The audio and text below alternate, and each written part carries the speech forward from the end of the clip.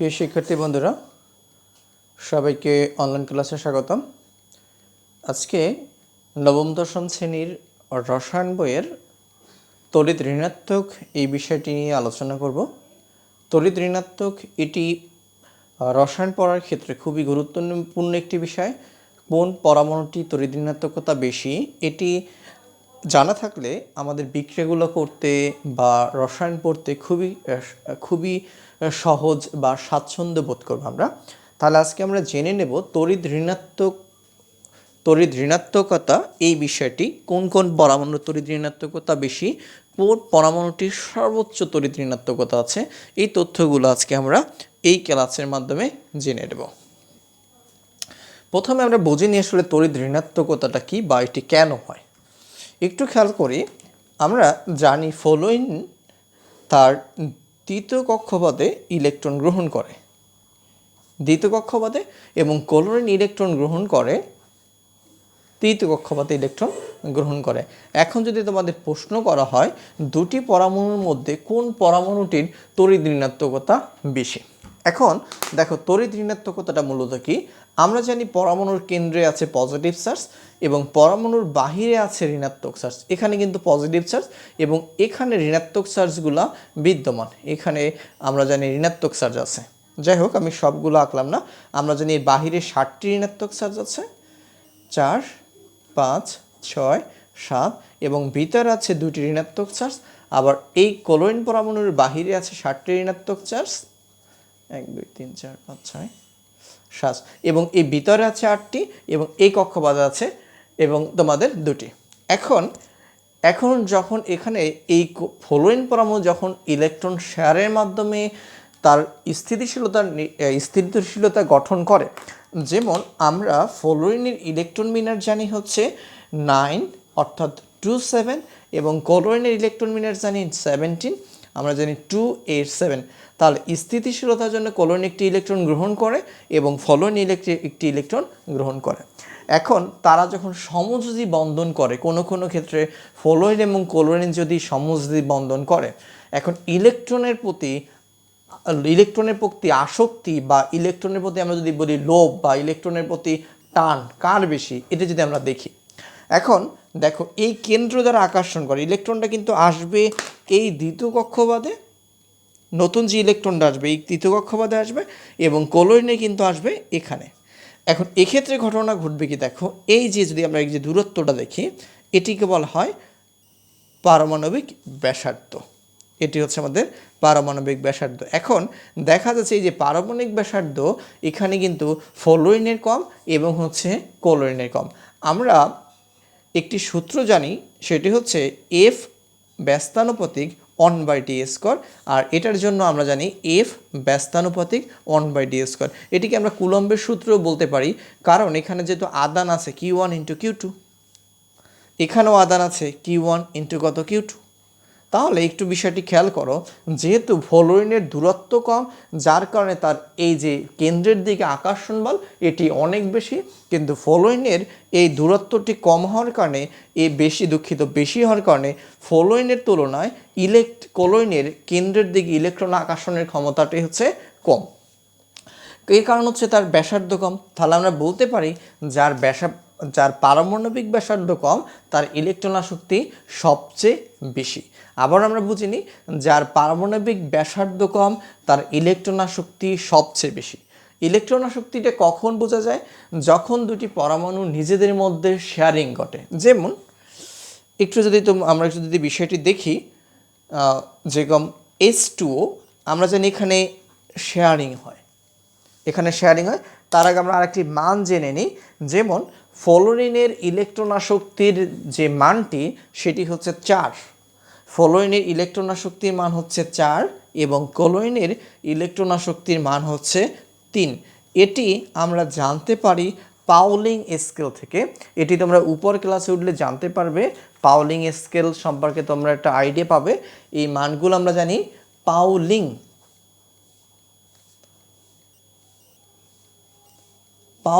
Scale হতে এই মানগুলো হচ্ছে আমরা জানতে পারি। এখানে দেখো এই তড়িৎ ঋণাত্মকতাটা মূলত কখন হয়, যখন সমযোজী বন্ধন হয়, দুইটি পরমাণুর মধ্যে যখন সমযোজী বন্ধন হয়, শেয়ারকৃত ইলেকট্রন যে পরমাণুটি কর্তৃক বেশি আকৃষ্ট হয় ওই পরমাণুটির তড়িৎ ঋণাত্মকতা ক্ষমতাটাই হচ্ছে বেশি। যেরকম দেখো হাইড্রোজেন এবং অক্সিজেনের মধ্যে যখন শেয়ারিং হয়, আমরা জানি হচ্ছে শেয়ারিংটা এভাবে হয়, এটি আমরা এখানে একটা লাইন যদি তোমাদেরকে একটু দেখাই বোঝাবার জন্য, মনে করো এই হাইড্রোজেন এবং এই অক্সিজেন শেয়ারিং করলো, শেয়ারিংয়ের রেখা হচ্ছে এটি। আমরা আবারও বুঝি পড়ার সুবিধার্থে, এই মনে করো হাইড্রোজেন, এই মনে করো অক্সিজেন, এই তাদের মধ্যে শেয়ারিং হলো। এখানে একটু বিষয় কিন্তু তোমরা জানো, তারপর আমি বলে দিই। এখানে কিন্তু যেহেতু শেয়ারিংটা এভাবে হয়েছে, একটি অক্সিজেনের সাথে দুইটা হাইড্রোজেন, এখানে কিন্তু একটি অক্সিজেন পরমাণু পুরোপুরি আলাদা হাইড্রোজেনের সাথে শেয়ারিং করে, আবার এটির সাথে কিন্তু আরেকটি শেয়ারিং করে। আমরা যা বলছিলাম যে এখানে কিন্তু হাইড্রোজেন অক্সিজেনের সাথে শেয়ার করে, আমরা একটা পার্ট নিয়ে গেলাম। মনে করো এই শেয়ারকৃত ইলেকট্রনের থাকার কথা এই মাঝ বরাবর, এটি আমাদের মাঝ বরাবর, এটি মনে করো মাঝ বরাবর। তাহলে শেয়ারকৃত ইলেকট্রন মূলত এই মাঝ বরাবর থাকার কথা, কিন্তু হাইড্রোজেন এবং অক্সিজেনের মধ্যে যখন শেয়ারিং ঘটে, শেয়ারকৃত ইলেকট্রনটি কিছুটা অক্সিজেনের কাছে চলে যায়। আমরা জানি একটি হাইড্রোজেন পরমাণু একটি ইলেকট্রন শেয়ার করে, আবার একটি হাইড্রোজেনের সাথে অক্সিজেন কিন্তু আরেকটি ইলেকট্রন শেয়ারিং করে। তাহলে এই শেয়ারকৃত ইলেকট্রনটি থাকার কথা ছিল এই মাঝ বরাবর, কিন্তু মাঝ বরাবর না থেকে এটি কিছুটা অক্সিজেনের দিকে সরে যায়, কারণ অক্সিজেনের কেন্দ্রে পজিটিভ চার্জ আছে, আমরা জানি যে +8টি পজিটিভ চার্জ আছে এবং হাইড্রোজেনের আছে 1টি। এখন অক্সিজেনের পজিটিভ চার্জ বেশি হওয়ার কারণে এর তড়িৎ ঋণাত্মকতাটা কিন্তু এখানে অনেক বেশি। এখানে আমরা পাউলিং স্কেল থেকে যেটা জানি যে অক্সিজেনের তড়িৎ ঋণাত্মকতার মান 3.5, অর্থাৎ ফ্লোরিনের পরেই অক্সিজেনের তড়িৎ ঋণাত্মকতা হচ্ছে অনেক বেশি। তাহলে তড়িৎ ঋণাত্মকতা হলো এটি কোনো সমযোজী যৌগের অণুতে উপস্থিত দুটি ভিন্ন মৌলের পরমাণুর মধ্যে শেয়ারকৃত বন্ধন ইলেকট্রন যুগল একটি পরমাণু নিজের দিকে অধিক আকর্ষণ করার তুলনামূলক ক্ষমতাকে ওই মৌলের তড়িৎ ঋণাত্মকতা বলে। যেমন আমি বিষয়টি উদাহরণের মাধ্যমে তোমাদের আরও ক্লিয়ার করে দিই। এখানে দেখো এই যে শেয়ারকৃত ইলেকট্রন দুটি পরমাণুর মধ্যে বন্ধন হয়েছে, ভিন্ন দুটি পরমাণুর মধ্যে, এই শেয়ারকৃত ইলেকট্রন একটি পরমাণু কর্তৃক আকর্ষিত হয়েছে বেশি। তাহলে এই যে একটি পরমাণু কর্তৃক বেশি আকর্ষিত হয়েছে, এটি হচ্ছে অক্সিজেনের তড়িৎ ঋণাত্মকতা হাইড্রোজেনের চেয়ে বেশি। তাহলে সমযোজী বন্ধনের মাধ্যমে আমরা একটি মৌল আরেকটি মৌলের চেয়ে কী পরিমাণ তড়িৎ ঋণাত্মকতা সেটি নিয়ে আমরা আলোচনা করতে পারি। আবার দেখো যখন অক্সিজেন শেয়ারিং হয়, আমরা আরেকটি উদাহরণ জেনে নিই। অক্সিজেন যখন শেয়ারিং হয়, দেখো অক্সিজেন বন্ড অক্সিজেন শেয়ারিং হলে তারা কিন্তু মিলে হয় হচ্ছে O2, এই O2-র মধ্যেও কিন্তু সমযোজী বন্ধন। এখানে খেয়াল করো শেয়ারকৃত ইলেকট্রনটি কিন্তু ঠিক তাদের মাঝ বরাবর অবস্থান করে। কেন মাঝ বরাবর অবস্থান করে? এখানে অক্সিজেনের যে তড়িৎ ঋণাত্মকতা, এখানে আবার এই অক্সিজেনের তড়িৎ ঋণাত্মকতা, দুটি পরমাণুর তড়িৎ ঋণাত্মকতা কিন্তু সমান, যার কারণে ইলেকট্রনগুলো কিন্তু ঠিক মাঝ বরাবর থাকবে উভয় পরমাণুর। আবার আমরা আরেকটি উদাহরণ জেনে নিই। যদি আমরা ইসের একটি উদাহরণ দেখতে চাই, যেরকম F2, এক্ষেত্রে যদি দেখো ফ্লোরিন 2, এক্ষেত্রেও কিন্তু ফ্লোরিন নিজেদের মধ্যে যখন সমযোজী বন্ধন করে উভয়ের কিন্তু তড়িৎ ঋণাত্মকতা সমান, তাহলে কিন্তু তারা মাঝখানে ইলেকট্রন দুটি থাকবে। তাহলে আমরা তড়িৎ ঋণাত্মকতা কী বলতে পারি? কোনো সমযোজী যৌগের অণুতে উপস্থিত, এটা একটি সমযোজী যৌগ, কোনো সমযোজী যৌগের অণুতে উপস্থিত দুটি ভিন্ন মৌলকে হাইড্রোজেন এবং অক্সিজেন, দুটি ভিন্ন মৌলের মধ্যে পরমাণুর মধ্যে শেয়ারকৃত বন্ধন ইলেকট্রন যুগল। এই যে শেয়ারকৃত বন্ধন ইলেকট্রন যুগল একটি পরমাণু কর্তৃক, অর্থাৎ অক্সিজেন কর্তৃক দেখো নিজের দিকে অধিক আকর্ষণ হয়, এই আকর্ষণ যে করে তুলনামূলক যে বেশি করে, এটি হচ্ছে তড়িৎ ঋণাত্মকতা। এখন অক্সিজেন যে নিজের দিকে আকর্ষণ করে নেয়, এটি হচ্ছে, এজন্য এটাকে বলা হয় আংশিক তড়িৎ ঋণাত্মক, আর হাইড্রোজেনকে ক্ষেত্রে বলা হয় আংশিক তড়িৎ ধনাত্মক। এটিকে ডেল্টা দিয়ে প্রকাশ করা হয়, এটিকে বলা হয় ডেল্টা। এখানে দেখো ডেল্টা দুই ধরনের হয়, এটাকেও আমরা ডেল্টা বলি এবং এটাকেও আমরা ডেল্টা বলি। এটা হচ্ছে বড় হাতের ডেল্টা,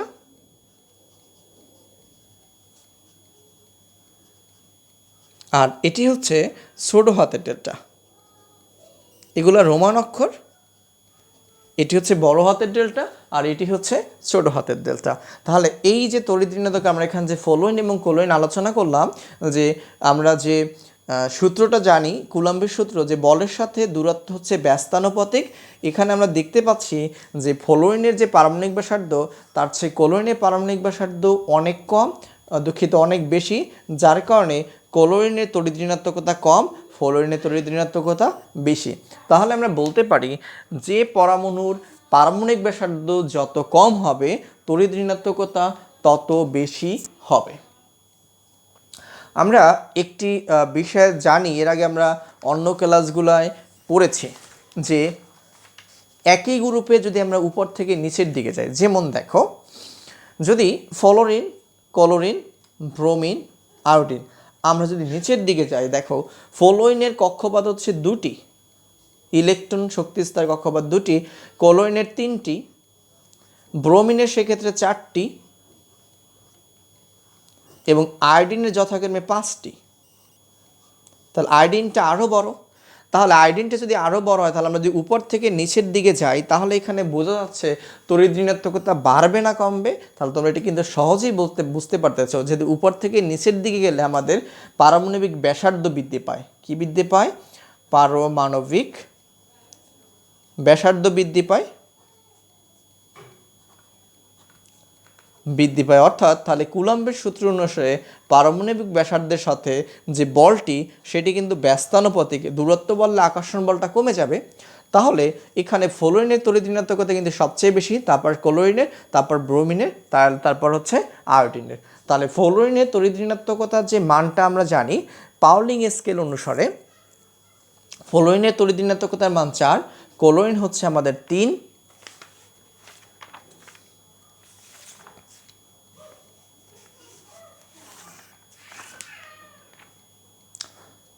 ক্লোরিন হচ্ছে 3, ব্রোমিন হচ্ছে আমাদের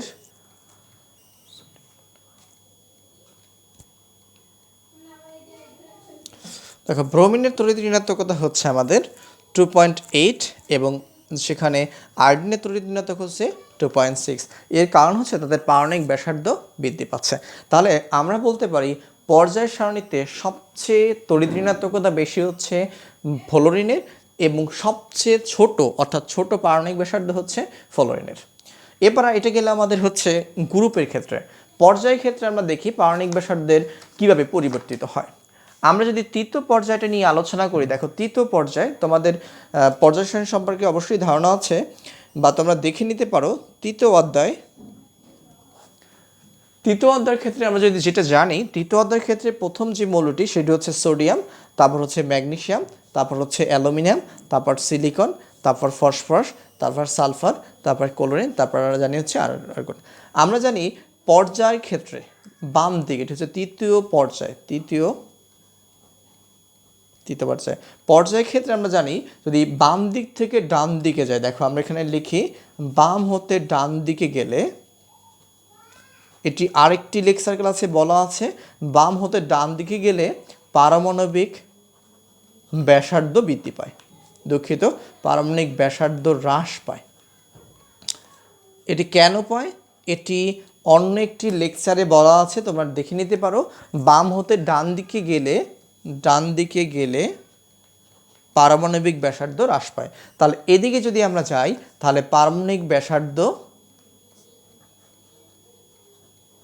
ব্যাসার্ধ হ্রাস পাবে। কেন পাবে তাও আমি সংক্ষেপে একটি লাইনে বলে দিই।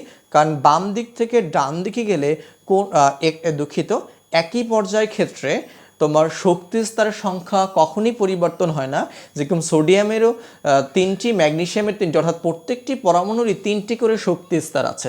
কিন্তু একই পর্যায়ের বাম দিক থেকে গেলে ডান দিকে পরমাণুর সংখ্যা বৃদ্ধি পায়। এর অর্থ হচ্ছে কেন্দ্রে পজিটিভ চার্জ, এবং কেন্দ্রের বাইরে ঋণাত্মক চার্জ পর্যায়ক্রমে বৃদ্ধি পাওয়ার কারণে শক্তিস্তরগুলো পর্যায়ক্রমে সংকুচিত হতে থাকে, যার কারণে আমরা একই পর্যায়ে বাম দিক থেকে ডান দিকে গেলে পারমাণবিক ব্যাসার্ধ হ্রাস পেতে থাকে। তাহলে পারমাণবিক ব্যাসার্ধ থেকে যদি হ্রাস পেতে থাকে, তাহলে আমরা জানি পারমাণবিক ব্যাসার্ধের সাথে তড়িৎ ঋণাত্মকতা হচ্ছে আমাদের ব্যস্তানুপাতিক। তাহলে এখানে দেখো ক্লোরিনের সবচেয়ে কম এই পর্যায়ে, তাহলে ক্লোরিনের তড়িৎ ঋণাত্মকতার মানটা কিন্তু আমাদের সবচেয়ে বেশি হওয়ার কথা। আমি পাউলিং স্কেল অনুসারে তড়িৎ ঋণাত্মকের মানগুলো লিখে দিই। পাউলিং PAULING পাউলিং স্কেল অনুসারে CAC পাউলিং স্কেল অনুসারে যদি আমরা লিখি, যেরকম সোডিয়ামের তড়িৎ ঋণাত্মক হচ্ছে 0.93 এবং ম্যাগনেসিয়াম হচ্ছে 1.31, ক্লোরিন হচ্ছে 1.61 এবং সিলিকন 1.90, ফসফরাস আমরা জানি 2.19 এবং এই সালফার জানি 2.58 এবং ক্লোরিন হচ্ছে আমাদের 3.16 এবং আর্গন হচ্ছে 0। বন্ধুরা, তোমাদের প্রশ্ন হতে পারে আর্গনের তড়িৎ ঋণাত্মকতা 0 কেন? কারণ আর্গন কিন্তু স্থিতিশীল, অর্থাৎ তার শেষ কক্ষপথে 8টি ইলেকট্রন আছে, সে কোনো ইলেকট্রন গ্রহণও করবে না, সে কোনো ইলেকট্রন ত্যাগও করবে না, যার কারণে তার কিন্তু তড়িৎ ঋণাত্মকতা 0, কারণ সে ইলেকট্রন গ্রহণ বা ত্যাগ কোনোটি করে না। তার আর্গন একটি নিষ্ক্রিয় গ্যাস, যার কারণে তড়িৎ ঋণাত্মকতা তার 0।